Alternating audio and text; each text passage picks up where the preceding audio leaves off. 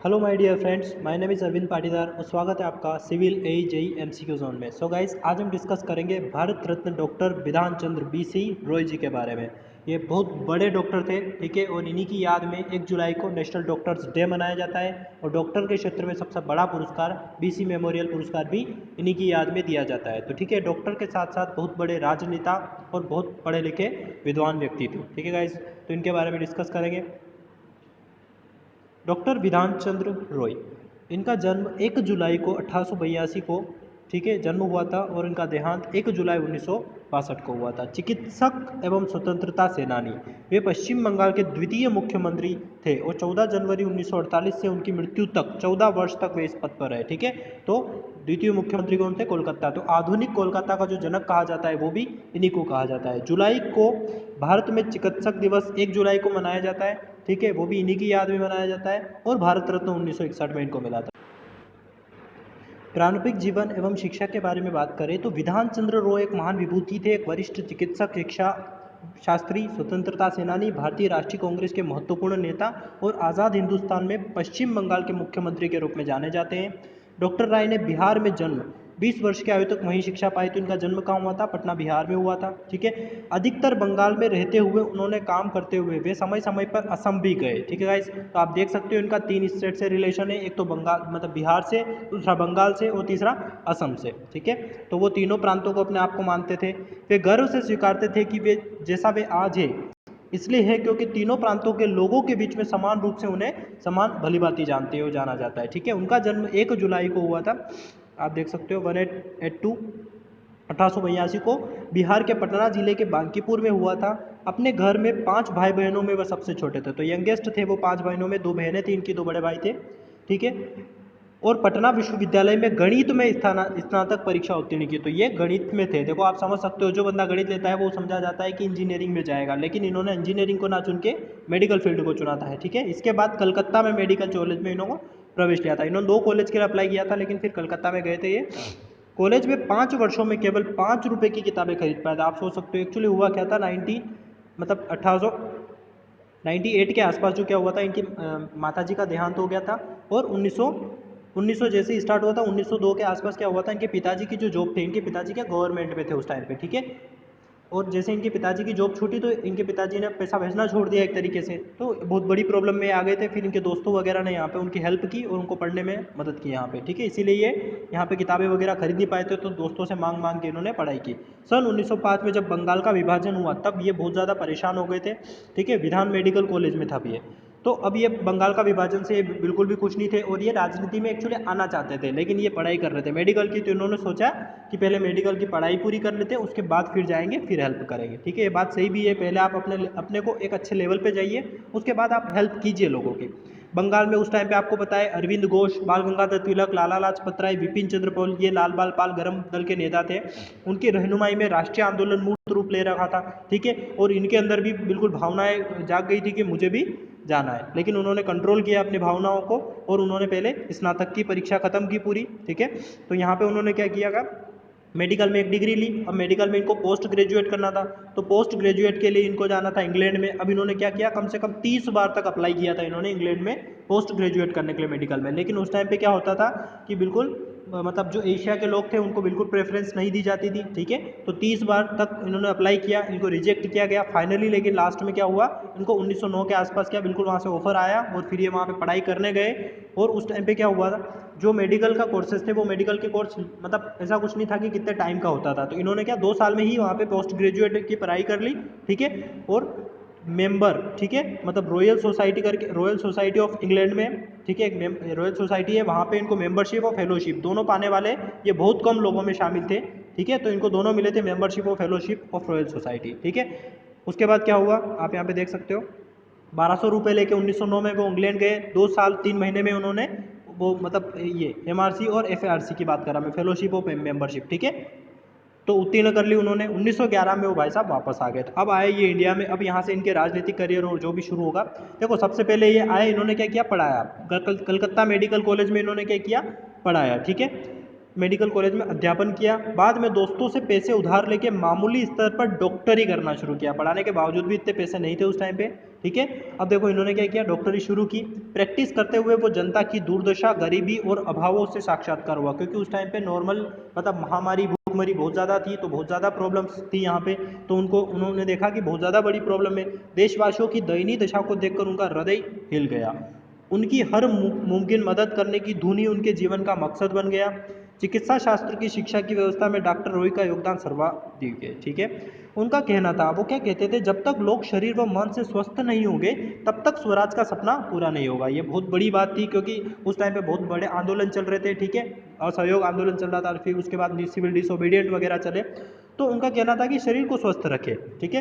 सन 1926 में उन्होंने महिलाओं और बच्चों के लिए चित्तरंजन सेवा सदन खोला था। ये चित्तरंजन सेवा सदन क्या करता था, ये फ्री में मेडिकल फैसिलिटी वगैरह प्रोवाइड करता था। इन्होंने गरीबों के लिए बहुत काम किया मेडिकल के क्षेत्र में, फ्री में, मतलब जहाँ हो सकता था जितना बना इनसे, उनको फ्री में मेडिकल चिकित्सा उपलब्ध कराई, दवाइयाँ फ्री में उपलब्ध कराई, ठीक है। अब ये राजनीति में भी उतर गए थे। 1922 से 1929 तक वो संपादक बोर्ड के सदस्य भी रहे, ठीक है, कलकत्ता मेडिकल जर्नल के। अब देखो यहाँ पे एक बात करूँ मैं, तो ये राजनीति में कब 1923 के आसपास, ये असहयोग आंदोलन आपको पता है 1919 से 1922 में चला था। उसके बाद चोरी चोरा कांड हुआ, उसके बाद असहयोग आंदोलन खत्म हो गया। अब असहयोग आंदोलन जैसे ही खत्म हुआ तो उस टाइम पे महात्मा गांधी से लोग बहुत ज़्यादा खफा हो गए थे कि आपने बंद क्यों किया एक्चुअली। तो यहाँ पे एक नई पार्टी बनी थी, ठीक है, स्वराज पार्टी, बताया था मैंने आपको पहले भी। स्वराज पार्टी का यहाँ पे बना था, और स्वराज पार्टी किसने बनाई थी, चित्तरंजन दास और मोतीलाल नेहरू जी ने। उसी पार्टी को इन्होंने ज्वाइन किया था, ठीक है, और बंगाल से ही इन्होंने चुनाव लड़ा था। और उस चुनाव में इन्होंने क्या किया था, किसको हराया था, Surendra Nath Banerjee, the great old man of Bengal बोला जाता है उनको क्या किया, चुनाव में हरा दिया था उन्होंने, ठीक है गाइस। तो यहाँ पे ये सारी बातें ही चल रही थी। अब देखो यहाँ पे ये बताया हुआ है 1923 में उन्होंने चुनाव लड़ा, और वह 1942 में राष्ट्रीय शैक्षिक परिषद के अध्यक्ष भी बने थे, ठीक है। तो ये आगे की बात चल रही है। 1944 में जादवपुर विश्वविद्यालय का प्रस्ताव भी पेश किया था। तो देखो जादवपुर यूनिवर्सिटी किसने बनाई, बीसी रॉय जी ने बनाई। खड़गपुर में आईआईटी का जो स्थापना है, उनकी स्थापना में भी इनका बहुत बड़ा योगदान है।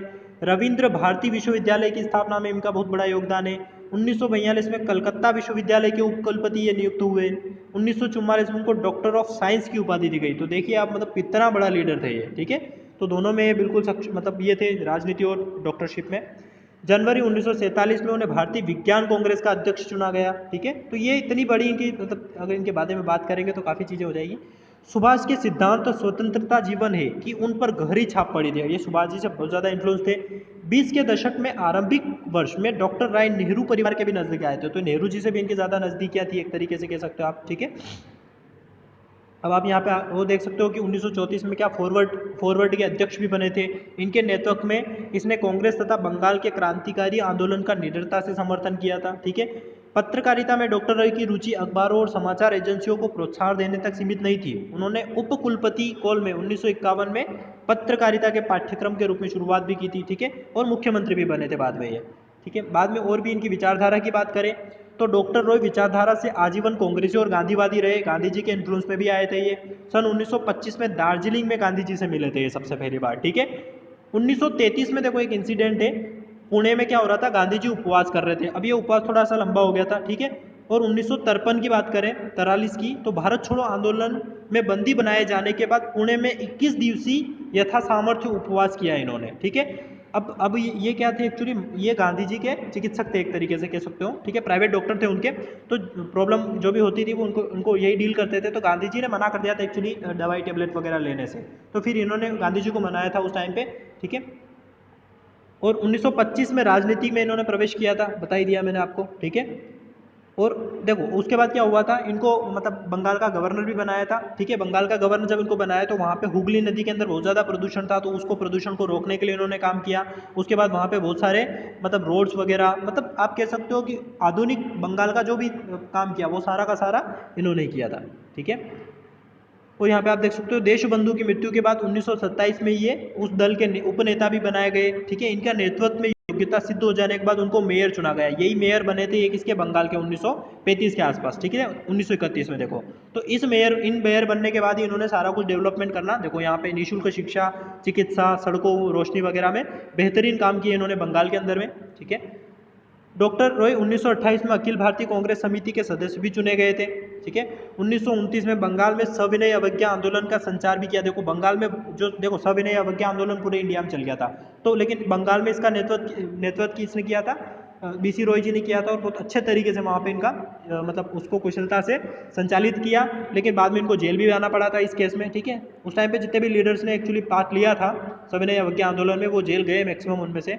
1931 में सुभाष बाबू का भारतीय राष्ट्रीय कांग्रेस के अध्यक्ष पद से इस्तीफा देने के बाद गांधी जी की मंशा थी कि डॉक्टर राय कार्यकारिणी समिति में आ जाए। देखो सुभाष चंद्र बोस और गांधी जी के थोड़े से यहाँ पे इन्फ्लुएंस हुए थे, प्रॉब्लम क्रिएट हुई थी, तो उन्होंने दे दिया था इस्तीफा। ठीक है, इस टाइप से सन 1940 में 40 और 41 में कार्यकारिणी समिति से बाहर रहने का इनका स्वयं का आग्रह किया। इन्होंने खुद बोला था कि अब मैं अभी थोड़ा बाहर रहना चाहता हूँ। क्यों? क्योंकि ये थोड़ा सा अपनी मेडिकल फील्ड में ध्यान देना चाहते थे उस टाइम पे लोगों को। ठीक है, इन्होंने कहा था, अब देखो फिर गांधी जी ने इनको बुलाया। गांधी जी ने सलाह दी कि विधानसभा में कांग्रेस सदस्यों को उनकी आवश्यकता है। ठीक है, जब यहाँ पे गवर्नमेंट बन रही थी उस टाइम पे बोला गया इनको कि आप आइए। लेकिन क्या हुआ कि इन्होंने बोला कि मैं ऐसा तभी करूँगा जब कोई भी दल का हस्तक्षेप नहीं होगा, बीच में मुझे कोई प्रॉब्लम नहीं करेगा। जो मुझे लगेगा कि इस बंदे को मुझे सेलेक्ट करना चाहिए तो उसको मैं सेलेक्ट करूँगा, दल उसमें प्रॉब्लम नहीं करेगा।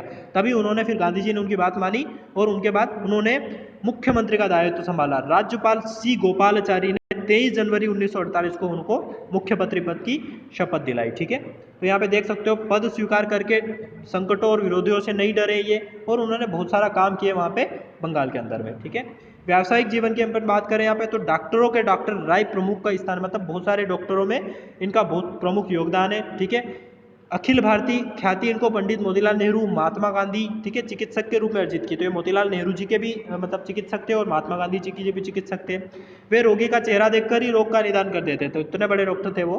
ठीक है, देखो इन्होंने क्या किया था, 1909 में रॉयल सोसाइटी ऑफ मेडिकल की स्थापना की उन्होंने। ठीक है, 1925 में royal society of tropical medicine, 1940 में अमेरिकन सोसाइटी। तो इन्होंने बहुत मतलब यहाँ पे देख सकते हो यादवपुर राज्यसभा के अस्पताल की स्थापना, चित्तरंजन सेवा सदन, कार्माइकेल मेडिकल कॉलेज, है ना, प्रोफेसर ऑफ मेडिसिन भी रहे ये बाद में। तो काफ़ी काम किए इन्होंने। कलकत्ता एवं इलाहाबाद विश्वविद्यालयों में इन्होंने डॉक्टर एसी की सम्मानित उपाधि भी दी। ठीक है, 1939 से 45 तक ऑल इंडिया मेडिकल काउंसिल के अध्यक्ष भी रहे ये। ठीक है, तो ये इनकी मतलब आप कह सकते हैं कि इन्होंने जो काम किया उसके बारे में। Calcutta medical club, Indian medical association, Jadavpur technical college, Rashtriya Shiksha Parishad, Bharat सरकार के higher institute of technology, all India of bio, है ना, बायोफिजिक्स, तथा यादवपुर विश्वविद्यालय के अध्यक्ष एवं काफ़ी संस्थाओं के ये हेड भी रहे उस टाइम पे। तो काफ़ी ज़्यादा मतलब देखो इनके शिक्षा बहुत ज़्यादा हाई थी इनकी। ठीक है, बाहर से पढ़ के भी आए थे, तो बहुत ज़्यादा ज्ञानी तो थे ही ये। तो इनके ज्ञान का सदुपयोग यहाँ पे काफ़ी अच्छी तरीके से किया इन्होंने। बंगाल के अकाल के समय भी आपके द्वारा जनता की अविस्मरणीय सेवा भी की गई यहाँ पे इनके द्वारा। ठीक है, राष्ट्रीय राजनीति में भूमिका इनकी, यहाँ पे 2 बार मेयर चुने गए थे, आपको बता ही दिया मैंने। कलकत्ता विश्वविद्यालय के उप कुलपति रहे यहाँ पे। ठीक है, उसके बाद 1947 में फिर उत्तर प्रदेश राज्य का राज्यपाल नियुक्त करने के लिए बोला गया था इनको। जैसे ही ठीक जब देश आज़ाद हुआ था तो इनको राज्यपाल बना रहे थे उत्तर प्रदेश का। ठीक है, लेकिन इन्होंने मना कर दिया था कि नहीं, मुझे बंगाल की राजनीति में ही रहना है और बंगाल में ही मैं काम करूँगा। अब यहाँ से क्वेश्चन पूछा जा सकता है कि बंगाल के पहले मतलब मुख्यमंत्री कौन थे? तो प्रफुल्ल चंद्र घोष के त्यागपत्र के बाद ये मुख्यमंत्री निर्वाचित हुए थे। तो पहले कौन थे? प्रफुल्ल चंद्र घोष जी थे। ठीक है, दामोदर घाटी निगम, देखो इन्होंने बहुत ज़्यादा इंडस्ट्री में भी हेल्प की थी। दामोदर घाटी निगम और इस्पात नगरी दुर्गापुर में भी इनका योगदान था। ठीक है, तो काफ़ी काम किए इन्होंने, हर एक फील्ड में काम किए इन्होंने। देखो इनका निजी जीवन और निधन के बारे में जब डिस्कस करें तो पहली चीज़, इनका निजी जीवन में इन्होंने शादी नहीं की थी। ठीक है, तो ये मतलब अटल बिहारी वाजपेयी वगैरह की कैटेगरी में ही आते हैं। ठीक है, आजीवन अविवाहित रहे और इन्होंने पूरा का पूरा अपना जीवन भारत के लिए और भारत के लोगों के लिए समर्पित किया। ठीक है, इनके माताजी का नाम जो था वो अधोकामिनी राय के सुपुत्र थे ये। ठीक है, और इन्होंने भी ब्रह्मचर्य घोषित कर लिया था। ठीक है, ब्रह्म समाज की स्थापना राजा राम मोहन राय ने की थी उस टाइम पे। तो वो यही बोलते थे कि एक गॉड में बिलीव करो आप। ठीक है, और वेस्टर्न कल्चर्स भी आए, कोई दिक्कत नहीं, लेकिन अपना हिंदू कल्चर्स को वेस्टर्न कल्चर के साथ मिक्स करके अपने को आगे बढ़ना है, उस तरीके से यहाँ पे बात हुई थी। 1961 में राष्ट्र के सर्वोत्तम अलंकरण भारत रत्न से इनको सम्मानित किया गया। काफ़ी इनका उद्योग विकास, चिकित्सा शास्त्र में महत्वपूर्ण अनुसंधान कार्य में भी इनका बहुत बड़ा योगदान था। ठीक है, और बंगाल प्रदेश के प्राण और कांग्रेस कार्यकारी समिति के बहुत बड़े ये सदस्य रहे थे। ठीक है, विरासत तो कुछ नहीं यहाँ पे इनका देखा जा सकता है कि बंगाल में जो विधानसभा है उसके बाहर में इनकी मूर्ति लगी हुई है। तो बंगाल के लिए तो ये बहुत बड़े लीडर है एक तरीके से। सो गाइस, ये था मतलब विधान चंद्र बीसी रॉय जी के बारे में अब, और आपको पता होना चाहिए कि 1 जुलाई को डॉक्टर्स डे मनाया जाता है, और वो डॉक्टर्स डे इन्हीं की याद में मनाया जाता है। और बीसी रॉय मेमोरियल अवार्ड जो डॉक्टर के क्षेत्र में सबसे बड़ा अवार्ड है, वो इन्हीं की याद में दिया जाता है। तो गाइस इनके बारे में आपको पता होना चाहिए। ठीक है गाइस, तो पढ़ते रहिए, आगे बढ़ते रहिए और नॉलेज को गेन करते रहिए। धन्यवाद।